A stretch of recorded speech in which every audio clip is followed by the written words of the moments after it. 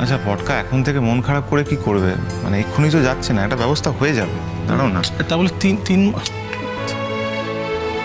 এই তুমি কি ডিসিশন নিয়েই নিয়েছো?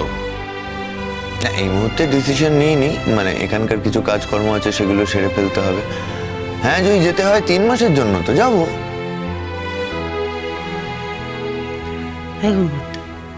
কি পট চলে যাবে বলে মন কেমন করছে নাকি? আমার বয়ে গেছে আমার। বয়ে তো যায়নি, এই যে দেখতেই তো পাচ্ছি মুখটা কিরকম কালো কালো হয়ে গেল। বৌদি ভাই প্লিজ, ভালো লাগছে না আমার, চুপ করো। ভালো লাগছে না? আসি আমি। সাবধানে যাস। এই তো পুটু পিসির সাথে দেখা হয়ে গেল, ভালোই হলো। কোথায় যাচ্ছিস? ইনস্টিটিউট। ও কিরে পুটু, তুই আজ স্কুলে যাসনি? না, আমি তো তাই ভাবছি। আমি বাড়ি ফিরলাম আর ঠাকুরজির পাত্তা নেই। হ্যাঁ, আমি তো বাবিনকে বলছিলাম তুই যাওয়ার সময় একবার পুটুকে হাঁক দিয়ে যাবি। দাদা, তোর মুখটা কিরকম শুকনো শুকনো লাগছে, কি হয়েছে কি তোর? হ্যাঁ, এই পুটু পিসি কি হয়েছে গো? কিছু তো একটা হয়েছে, বলো। সাজগোজ কিছু করেনি, কিরম এটা লাগছে, বলো না কি হয়েছে। কি হবে? কিছু হয়নি, কি হবে? আচ্ছা, আমি যদি একবেলা বাপের বাড়িতে আসি আর সবাই যদি জিজ্ঞেস করে কি হয়েছে কি হয়েছে, তাহলে তো আমি লজ্জায় আসতেই পারবো না। এই কথা কেন বলছো পুটুদি? আমরা যদি দেখি যে তোমার চোখ মুখ শুকিয়ে আছে, আমরা জিজ্ঞেস করবো না তোমাকে?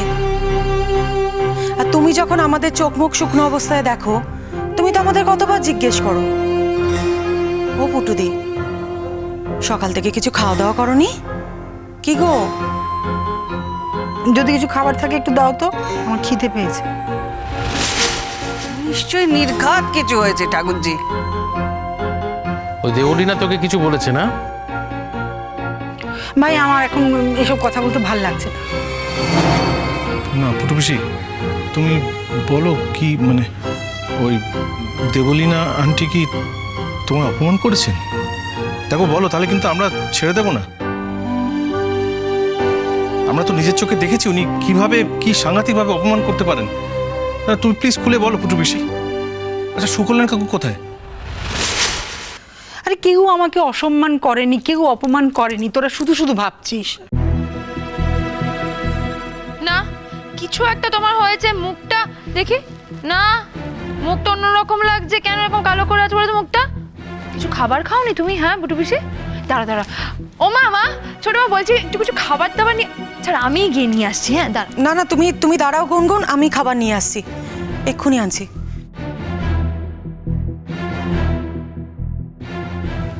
কি হয়েছে পুটু? আরে আমাদের তো উদ্বেগ হয় না বললে। বল না, কি কি কি কি কি হয়েছে? তুমি তো চলেই গেছিলে মেজদা, তখন কোথায় থাকতো তোমার এই উদ্বেগ? সে সে চলে গিয়েছিলাম, কিন্তু চলে কি সবসময়ের জন্য চলে গিয়েছিলাম নাকি? আরে আমি আমি এমন একটা পরিবারে থাকি, তারা কি সবাই আমাকে যেতে দেবে? আমার কথা বাদ দে, তোর মুখটা এরকম হয়ে রয়েছে কেন? জানো মেজদা, আমার এক এক সময় মনে হচ্ছে আমি সাংঘাতিক ভুল করে ফেলছি। কি ভুল করেছিস ফুটো?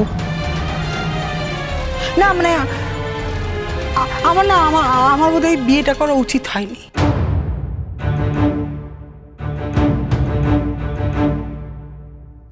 ঠাকুরজি,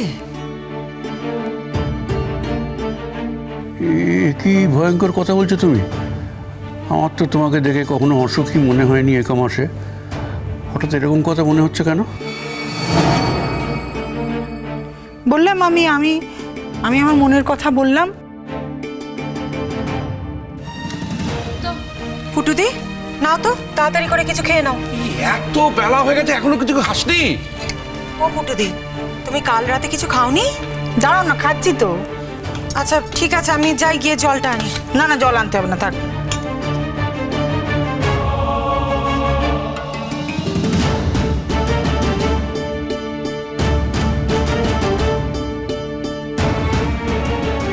ঠাকুরজি, মুখে যখন তুমি কিছু বলছো না, নিশ্চয়ই তোমার কাল রাত্রে থেকে খাওয়া দাওয়া নেই। কি হয়েছে বলো না, বলো কি হয়েছে? আরে আমাদের তো সুকল্যাণের সঙ্গে কথা বলতে হবে। দেখো, এতদিন বাদে তুমি সংসার করতে গেছো, এখন যদি কারোর কারণে তোমার সংসারে অশান্তি হয়, সেটা তো আমরা সহ্য করবো না। ও সমস্যাটা তোমার কি হচ্ছে আমাদের তো জানতে হবে, বলো। থাক, ওকে আর এসব কথা বলে কোনো দরকার নেই। না 100 বার বলতে হবে। আমার বোন যদি কষ্ট পায় তাহলে তাকে জানাতে হবে, সেটা আমাদের কর্তব্যের মধ্যে পড়ে। আলোচনা তো করা যেতে পারে, অন্য কারোর কথা বলছি না। আমার বোন কেন ভালো নেই সেটা তো আমরা জানতেই পারি, জানতে চাইতে পারি। 100 বার এই নিয়ে কোনো কথাই হতে পারে না। ওই দেবলীনা আন্টি যদি পুটু পিসিকে কিছু করে থাকে না, বা কিছু বলে থাকে, আমি কিন্তু ছেড়ে দেবো না, আমি বলে দিচ্ছি। হ্যাঁ, আচ্ছা গুনগুন, তুমি কেন সব ব্যাপারে কথা বলো? কেন বলবো না? 100 বার বলবো, 1000 বার বলবো, ঠিক আছে? আমি নিজের চোখে দেখেছি ওই দেবলীনা আন্টি পুটু পিসিকে না অনেক আজে বাজে কথা বলে, অনেক ছোট বড় কথা বলে, ঠিক আছে? আচ্ছা পুটু পিসি, তুমি তো অন্যায়ের প্রতিবাদ করতে পারো, তাহলে তুমি চুপ করে মেনে নিলে কেন? বুঝতেই পারছি পুটু পিসি, তোমাকে দেখে নিশ্চয়ই উনি ছোট বড় কিছু কথা তোমাকে বলেছেন। আমি নাকি বিয়ে করে ওর জীবনটা শেষ করে দিয়েছি। এত বড় কথা শোনার পর আমার আর ও বাড়িতে থাকতে ইচ্ছে করে না। আমি এখন খুব রিপেন্ট করছি, জানিস তো। আমার সত্যি মনে হচ্ছে আমি যদি আর বিয়েটা না করতাম না, তাহলে আমার ভালো হতো। সুকল্যাণ নিশ্চয়ই কথা বলেনি। সুকল্যাণ বললে তো আর কোনো কথাই থাকতো না। না তাহলে তুই অন্যের কথা এত ধরছিস কেন? কারণ ওই অন্যটা সুকল্যাণের জীবনের সঙ্গে জড়িয়ে আছে মেজদা। ওরা এতগুলো বছর একসঙ্গে ছিল। আচ্ছা, এতগুলো বছর একসঙ্গে ছিল মানে কি সারা জীবন একসাথে থাকবে এরকম তো কোথাও লেখা ছিল না। হ্যাঁ, উনি এতগুলো বছর ছিলেন, ওনাকে সুকল্যাণ কাকু শেল্টার দিয়েছিলেন। এখন সেই শেল্টারের মর্যাদা যদি উনি না দিতে পারেন, তাহলে ওনাকে সুকল্যাণ কাকুর শেল্টার ছেড়ে চলে যেতে হবে। সিম্পল। বাবিন বাবিন ঠিক কথা বলেছে পুটু পিসি, একদম ঠিক কথা বলেছিস তুই। উনি সবকিছুর তো একটা সীমা আছে, উনি সীমা ছাড়িয়ে চলে যাচ্ছেন। এতদিন পর তুমি সংসার করতে গেছো, আজকে ওনার কথা ভেবে তোমাকে নিজের সংসার ছেড়ে চলে আসার কথা ভাবতে হবে, এইটা কিন্তু মেনে নেওয়া যায় না পুটু পিসি। দেখ পুটুদি, তুই যতই আপত্তি করিস বা না করিস, আমি সুকল্যাণদার সাথে কথা বলবো, আজকেই কথা বলবো। সুকল্যাণদা জানে তুই এই বাড়ি এসছিস। আমি সবার সামনে দিয়েই চলে এসেছি। নিশ্চয়ই বাড়িতে খুব ঝামেলা হচ্ছিল, বল? হ্যাঁ হ্যাঁ, 100 বার হচ্ছিল। না না, এটা এক্ষুনি মিটিয়ে ফেলতে হবে, এটাকে বাড়তে দেওয়া যায় না, শর্ট আউট করতে হবে এটাকে। মেঘমালা,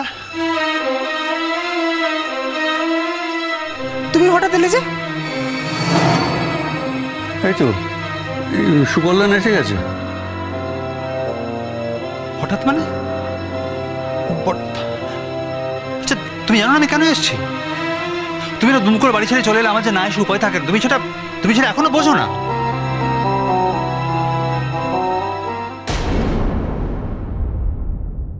তোমাকে একটা কথা বলবো সুকল্যাণ। বল। বেস্ট হচ্ছে যে তুমি আমাকে ছেড়ে দাও। তুই এটা বলতে পারলে মেঘমালা? হ্যাঁ, আমি তোমাকে একটা সহজ উপায় বেছে দিলাম। দেবলীনা ঝুমকে ছাড়বে না, আর ঝুম তোমাকে ছেড়ে থাকতে পারবে না। আমি কিন্তু পারবো।